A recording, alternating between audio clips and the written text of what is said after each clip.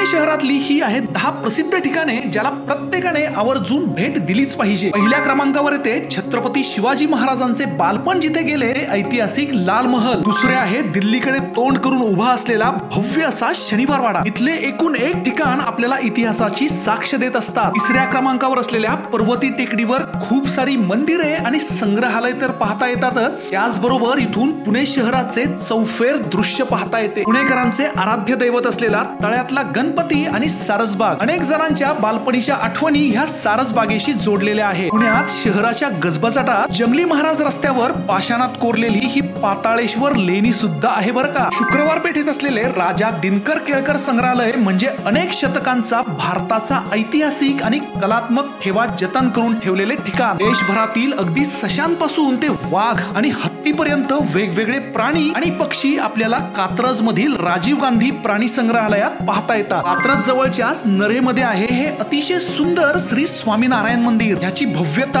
आणि सौंदर्य पाहून डोळे अक्षरशः दिपून जातात। पुण्यापासून फक्त 15 ते 20 किलोमीटरवर असलेले खडकवासला धरण आणि परिसर तर पुणेकरांचे आवडीचे निसर्गरम्य ठिकाण। श्रीमंत दगडूशेठ गणपतीच्या दर्शन आणि आशीर्वादाशिवाय तर पुणे दर्शन पूर्णच होत नाही। पुण्यातील आवर्जून पाहावीत अशी अजून ठिकाणे तुम्हाला सुचवायची असतील तर कमेंट मध्ये जरूर लिहा आणि आमच्या ह्या पेजला नक्की फॉलो करा।